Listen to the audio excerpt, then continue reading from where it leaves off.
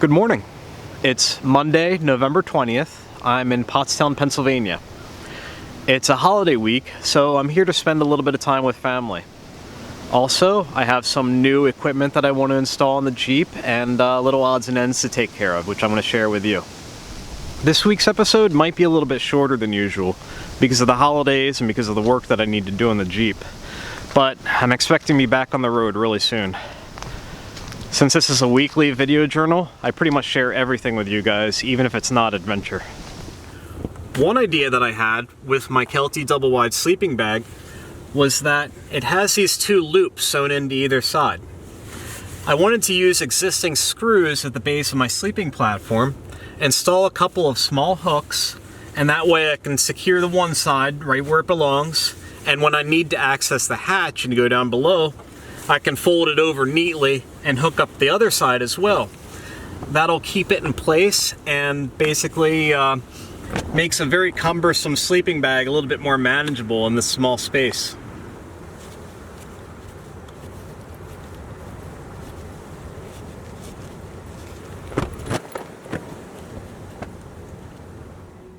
Okay, this should work really well for my sleeping bag storage idea.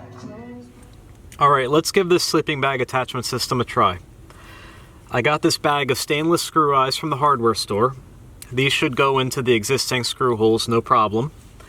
And I got this pair of Night Eyes S-beaners, which I can use to hook the sleeping bag to the new screw eyes.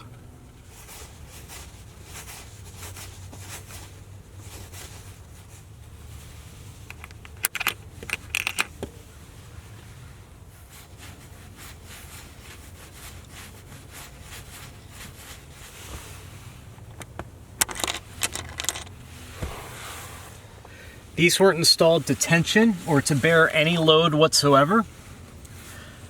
They were only installed to keep the sleeping bag in place when not in use.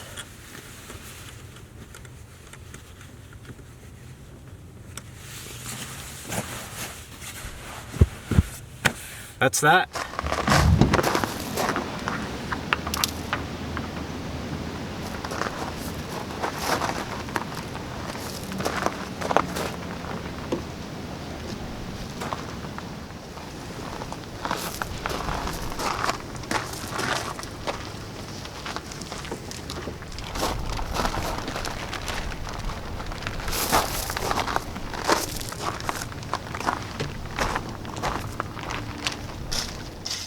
I'm in my parents' basement, and this is the big thing that I have to install in my Jeep.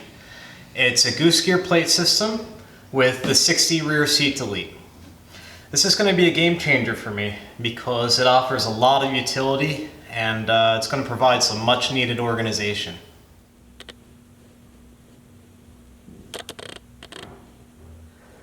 As much as I'd love to run out to the Jeep and install this right now, I have a few challenges to overcome.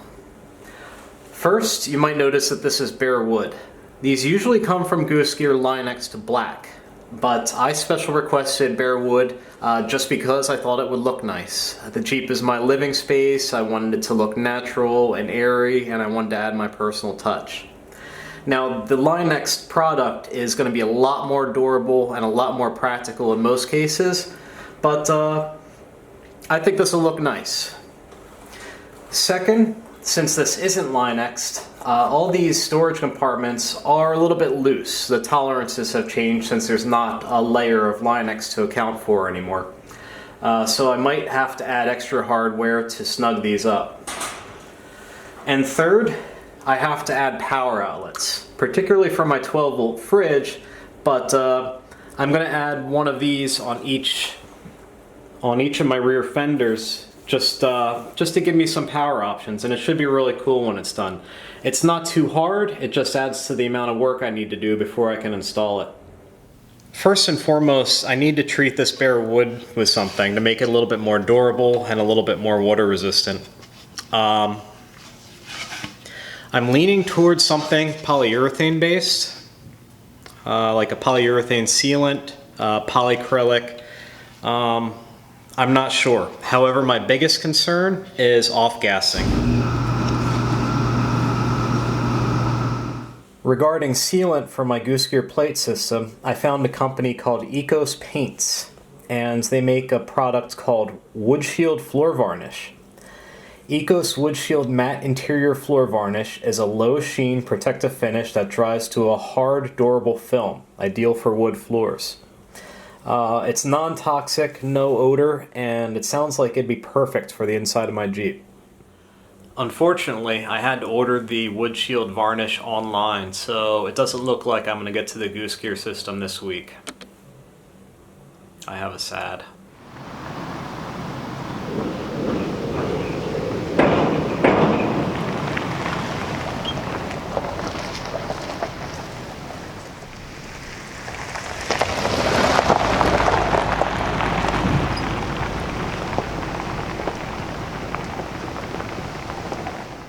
I'm at Ironstone Park, somewhere between Boyertown and Pottstown, Pennsylvania. Really, I'm just out here for some fresh air. This is my home turf, and I thought it would be a great spot to do a couple little things to the Jeep, which is pretty much the theme of this week's video. First, I want to address a small issue with the front hold-down latches on my Ursa Minor. It works great, but you see this turnbuckle right here, and the square nut inside is loose. And there's a little bracket that flaps in the wind when I'm going highway speed. See how loose that is? So what I want to do is just install a couple nuts and tighten that down, so it's nice and solid and there's no rattling noise on the highway. I got these stainless hex nuts at the hardware store. They should allow me to snug things up nicely.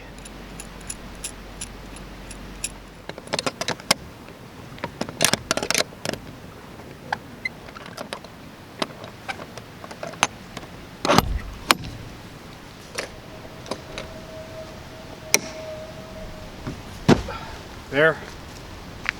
All set. Now I'm going to try something a little bit different. I have this. It's a Magellan TRX7 off-road GPS navigator. Basically, it's a ruggedized Android tablet built for off-road navigation. It's a dedicated GPS unit, and I want to see how it compares to my iPad with Gaia GPS installed. This GPS isn't permanent by any means. It's just a loaner. I'm going to try it for a few weeks, see how it stacks up. It has big shoes to fill though, because everyone knows that I'm a huge fan of Gaia GPS.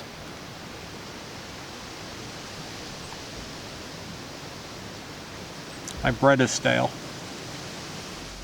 First and foremost, I'm going to have to make some room on the dashboard for the Magellan.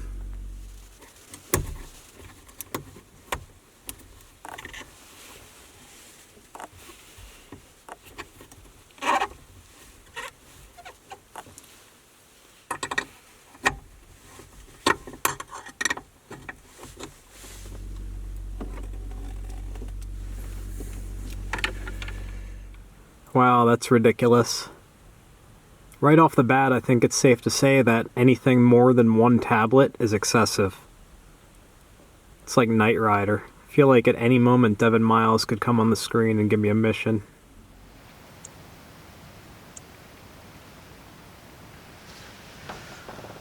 I'll give the Magellan a try for a few weeks and let you guys know how it goes. It is a beautiful Thursday afternoon, Thanksgiving here in the US, and I just got back from my sister's house where they treated us to a delicious meal. Shout out to my sister Sue, her husband Gary, and my nephew Eric, who are all awesome. I have one more thing that I really need to address with the Jeep before we call this week a wrap.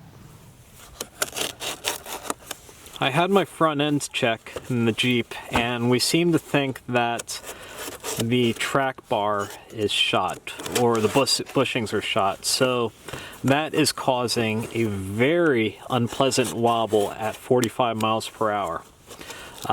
It's so violent and so bad that I'm gonna cut myself. So violent and so bad that I have to bring the Jeep to a complete stop to get the wobble to stop.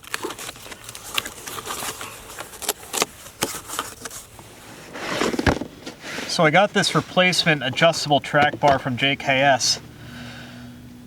Really beefy, rubber bushings. Should tighten up the front end nicely. Okay, this is the existing track bar.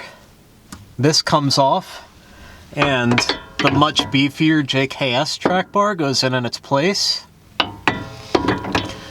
I think I'm gonna hold off. I have the tools to get the job done, but I want to make sure I have a helping hand in case the axle shifts and I need some help aligning some bolt holes. However, my wobble is getting really bad, so I need to get this done within the next couple of days for sure. It's Thursday night and I'm coming to you from my parents' basement. That's a wrap this week. As you can see, I have my hands full. The varnish that I ordered should be here tomorrow. Now, tomorrow I'm going to push this video live and I'm going to resume traveling for a little bit.